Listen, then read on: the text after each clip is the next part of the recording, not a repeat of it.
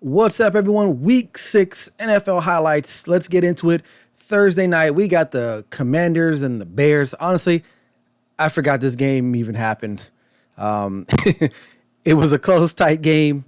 Commanders ended up pulling it out, but this was very, very, very unwatchable football for the most part of this game. And the Thursday night games have been really garbage. I ain't gonna lie. Maybe with the exception of the Chargers Chiefs a couple weeks ago. And here's the final play of that game. He just couldn't complete the pass, and the Commanders win. But got to come down with that, man. You cash that, you win. All right, surprising game, but I'm not really that surprised because the Falcons, they play hard. Their defense is pretty solid tonight. Sunday. The Niners they were down some guys, man. They were missing some guys, but still, I gave the Niners a lot of praise. But Marcus Mariota doing his thing here. The Falcons, hard team to beat at home. They lose a lot of close games. That's why I'm not surprised that they won this game, considering they were at home. They got Kyle Pitts back. He doing the dirty bird. Falcons win the game. A defensive clinic in Cleveland here. I mean, literally, Bill Belichick went ahead and just destroyed the Cleveland Browns offensively. Bailey Zappi, quarterback controversy? Is he better than Mac Jones? He looks a little bit better in this offense, I would say. A little bit more athletic. He throws the ball where he needs to go to, but Patriots get the big win on the road. This was a big win for the Jets. They're coming. They're up and coming. They're taking flight. Little end around to Barrios right there. The Jets on the road in Lambeau defeat the Green Bay Packers. Packers got a lot of questions. Aaron Rodgers is not looking like the guy that I thought was going to carry this team to the NFC Central championship.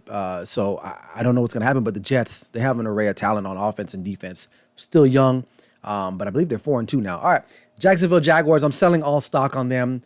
I was really riding the wave a little bit early with them, but now, they go into Indianapolis. They've already beaten them earlier this year.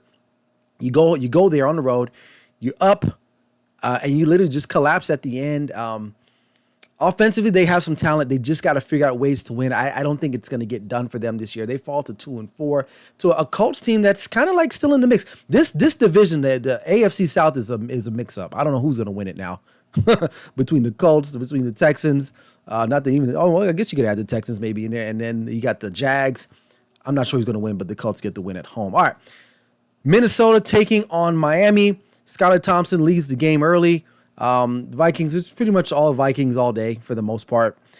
This is another team that I'm like, they're 5-1. Their record is what it is. You can only play who's on your schedule, but I'm still not quite sure about this team yet. Good road win per se, but the Dolphins are definitely in a downward spiral. Not sure but we'll see what happens here. But Vikings get the win. All right, Saints at home against the Bengals, who are looking to improve to 3-3.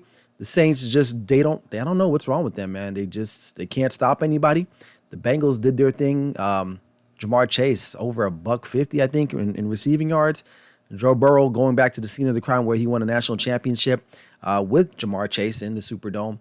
But they came back. They came back against the Saints. They just couldn't close out the game, and they get this win. The Bengals are in contention for the AFC as well, for their division. I said AFC Central. It would be AFC North, not Central. But that division with Baltimore losing later on. And speaking of Ravens, here we go. Here, another time they lose a lead towards the end of the game. Lamar Jackson looking to get that contract, but you got to finish these games. I'm not saying it's all on him, but you got to finish these games. The Giants to me are still fraudulent. Their defense is good. A lot of this is coaching. Okay?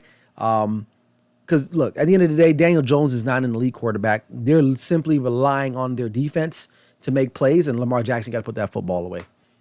Kayvon Thibodeau with the strip. But the Giants get the win and improve to 5-1. A surprising game, the Steelers at home against Tampa Bay.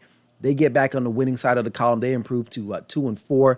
Buccaneers 3-3. Now, there's something going on in Tampa Bay. I think Tom Brady is definitely distracted by his whole domestic situation.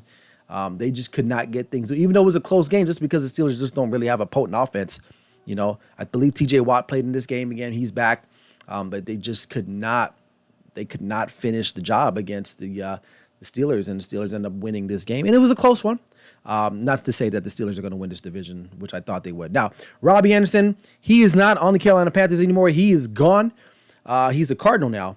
The Rams, they needed this game after losing to the Niners and then the Cowboys. They needed this win. And of course, if you need a win, the Carolina Panthers will supply you with one. Now, this team is just not watchable. I don't think I even watched this game. I don't think there was no interest for me in watching this game. I didn't. So Jacob Eason got a couple good plays, but the Rams win this game pretty much going away.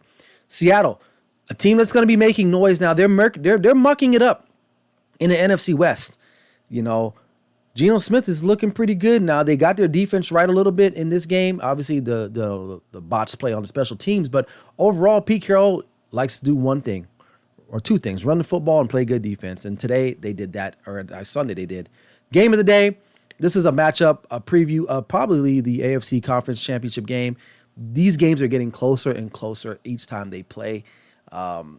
Bills come away with the win. It was a great win. Josh Allen did his thing. The Chiefs, I think, both teams are evenly matched. If I had to give the slight edge, I'd probably give it to the Chiefs. The Bills. But I have to see how they're going to perform in the playoffs. But this was a very pivotal game because who knows, the road may have to go through Buffalo now. With the depleted secondary, it was very interesting how they handled this Chiefs offense, and they did, and they get the win on the road late in that game. All right, Sunday night game, Philadelphia Eagles, they improved to 6-0. Listen, they won the game, and I'm not going to be here and be a salty Cowboy fan. Cowboys just didn't do well in the first half. They sucked. They picked it up in the second half. They stormed back. This game was cut down to 3 points. It was 17-20 late in this game until they got this touchdown here, which is kind of questionable, right? Lining up the field. I don't know how we missed that. But anyway, but the Cowboys, this was a big field goal, but we missed it. But Philly gets the win. No complaints there. It is what it is. But we'll see them December 24th. All right, last game, Monday Night Football. Broncos rush out to a 10-0 lead. And then this game was back and forth. Led by Austin Eckler here. You can see he's leading the charge to get back in the game. He wills himself into the touchdown, and the Chargers, they tighten up the score a little bit. But in the end, the Broncos still, I don't know what's going on with them. Russell Wilson just is not getting it done there. And the Chargers come back and win this game. And this is the pivotal play here. And I'll end this on this note. It's heads up football. But that's all I got. Chargers win. We'll see you guys next week for week 7. Peace out.